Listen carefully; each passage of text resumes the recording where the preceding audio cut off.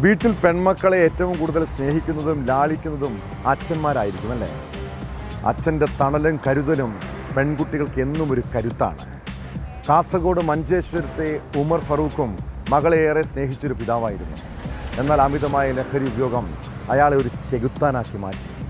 വീട്ടിലുണ്ടായ ചെറിയൊരു വാക്ക് തർക്കത്തെ തുടർന്ന് ഉമർ ഫാറൂഖ് കാട്ടിയ ക്രൂരത മനസ്സാക്ഷിയുള്ളവരുടെ ഉള്ളു പൊള്ളിക്കുന്നതാണ്.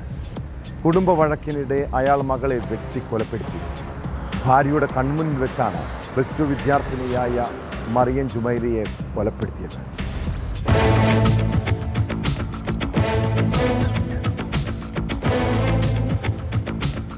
മഞ്ചേശ്വരം കുഞ്ചത്തൂർ തൊമിനാട് ഹിൽ ടോപ്പ് നഗറിലാണ് നാടിനെ നടുക്കിയ കൊലപാതകം. ലഹരിക്കടിമയായ പിതാവാണ് മകളെ വെട്ടിക്കൊലപ്പെടുത്തിയത്. 18 വയസ്സുകാരി മറിയം ജുമൈലിയാണ് കൊല്ലപ്പെട്ടത്.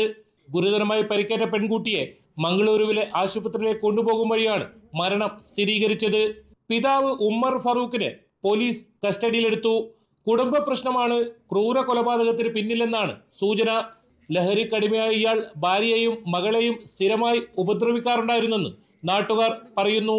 ഇന്നത്തെ ഒരു ഇഷ്യൂ പറഞ്ഞാൽ ഞങ്ങളെ തൊട്ട അയൽവാസിയാണ്. പക്ഷേ ഇവിടെ അവരുടെ ഭാര്യ അവരുടെ ജ്യേഷ്ഠത്തിൻ്റെ വീട്ടിൽ താമസിക്കുന്നുണ്ടായിരുന്നു. അവരുടെ ഫാമിലി പ്രശ്നം കൊണ്ട് കുഞ്ഞിൻ്റെ പാപ്പയാണ് പ്രശ്നം ഉണ്ടാക്കിയിട്ടാണ് കുഞ്ഞിക്ക് കത്തിലാണ് കുത്തിയത്. പിന്നെ കുഞ്ഞിൻ്റെ മൂത്താപ്പക്ക് പരിക്കുണ്ട്. ഏതായാലും ഇത് ഇന്നത്തെ ഒരു ദിവസത്തിലത് ഞങ്ങൾക്ക് ഇവിടെ ഊഹിക്കാൻ പറ്റാത്തൊരു സംഗതിയായിട്ടുണ്ട്.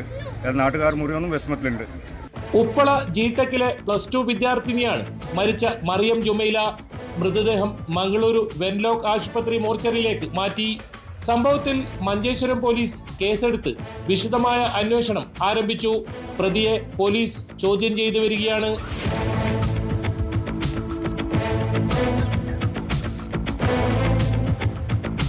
ന്യൂസ് 18 കാസർഗോഡ്.